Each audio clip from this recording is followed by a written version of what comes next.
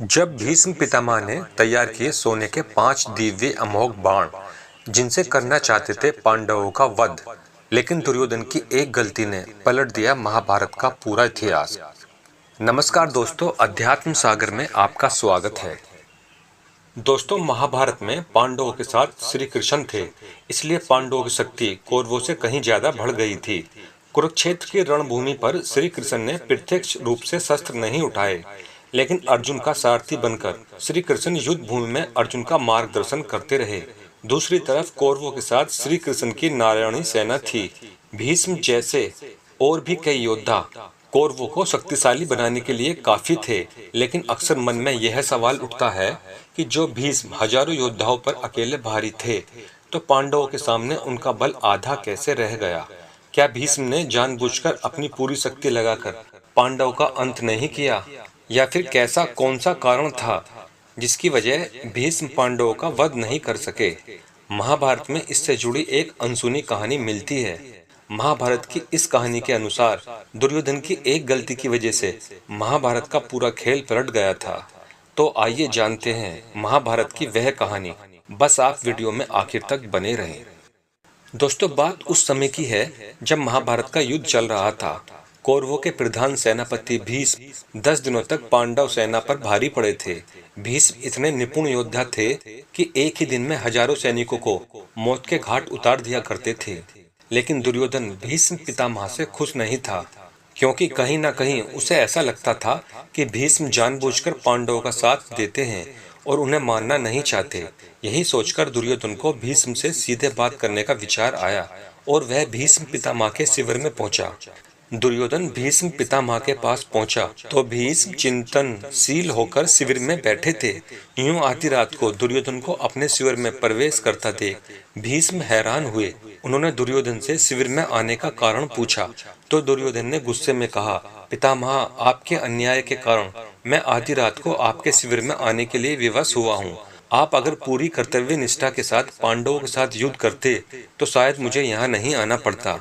10 दिन हो चुके हैं, लेकिन आप अभी तक पांडवों को पराजित नहीं कर पाए हैं। मुझे तो लगता है कि आप केवल लड़ने का अभिनय कर रहे हैं। आपको आज भी पांडवों से प्रेम है और आप मेरे खेमे में रहते हुए भी मेरे शत्रु बने हुए हैं। दुर्योधन के मुख से ऐसी बातें सुनकर भीष्म पितामह बहुत दुखी हुए। दुर्योधन के मुख से कटु वचन सुनकर भीष्म को हस्तिनापुर राज्य के प्रति अपनी कर्तव्य निष्ठा का एक बार फिर से स्मरण हो गया। भीष्म ने अपनी शस्त्र विद्या का प्रयोग करते हुए सोने के 5 अमोघ बाण निकाले और इसे अभिमंत्रित करके बोले, दुर्योधन, तुम व्यर्थ में मेरी कर्तव्य निष्ठा पर संदेह करते हो। मैं कल एक ही दिन में 5 पांडवों को इन बाणों से समाप्त कर दूंगा। फिर पांडवों के मरते ही युद्ध का परिणाम तुम्हारे पक्ष में आने लगेगा। भीष्म पितामह की बात सुनकर दुर्योधन प्रसन्न हुआ, लेकिन फिर भी उसके मन से संदेह नहीं गया। दुर्योधन भीष्म की बातों को सुनकर प्रसन्न तो हुआ, लेकिन खुद छल कपट में माहिर रहे दुर्योधन को भीष्म की बातों में भी छल कपट ही नजर आया।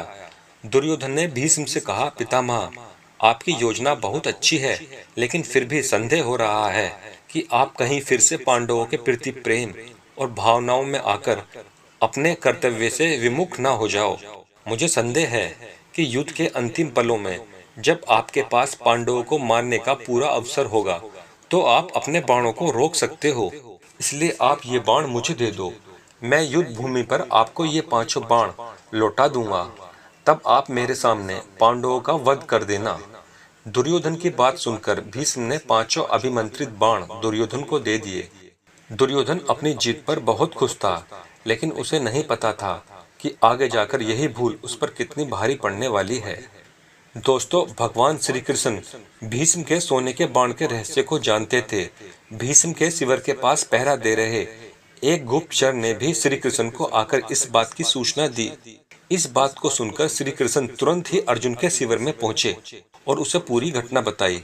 श्री कृष्ण ने अर्जुन से कहा कि पार्थ, तुम दुर्योधन से वे 5 बाण मांग लो। श्री कृष्ण की बात सुनकर अर्जुन ने हैरानी से कहा कि दुर्योधन भला वे बाण मुझे क्यों देगा। तब श्री कृष्ण ने अर्जुन को याद दिलाया कि एक बार अर्जुन, तुमने दुर्योधन को यक्ष और गंधर्वों के हमले से बचाया था। तब दुर्योधन ने प्रसन्न होकर तुमसे कहा था कि वो कोई भी कीमती चीज उससे मांग सकता है। उस दिन अर्जुन ने बात को टालते हुए दुर्योधन से कुछ नहीं मांगा था। अर्जुन को श्री कृष्ण की बात याद आ गई और वह दुर्योधन के शिविर में पहुंचा। अर्जुन ने दुर्योधन से वही 5 बाण मांगे, लेकिन दुर्योधन ने अर्जुन को मना कर दिया। तब अर्जुन ने दुर्योधन को उस घटना को याद दिलाते हुए अपना क्षत्रिय धर्म निभाने के लिए कहा। ये सुनकर दुर्योधन ने 5 बाण अर्जुन को दे दिए। इस तरह से भीष्म पितामह से बाण लेने की गलती दुर्योधन पर भारी पड़ी और पांडवों की मौत टल गई। दोस्तों, जानकारी अच्छी लगी हो तो वीडियो को लाइक, शेयर और चैनल को सब्सक्राइब कर घंटी के बटन को दबाकर नोटिफिकेशन ऑल कर लें, जिससे ऐसी अच्छी जानकारी सबसे पहले आप तक पहुंच सके। तो फिर मिलते हैं अगली वीडियो में ऐसे ही किसी अन्य प्रसंग के साथ। आपका बहुत बहुत धन्यवाद। जय श्री कृष्ण।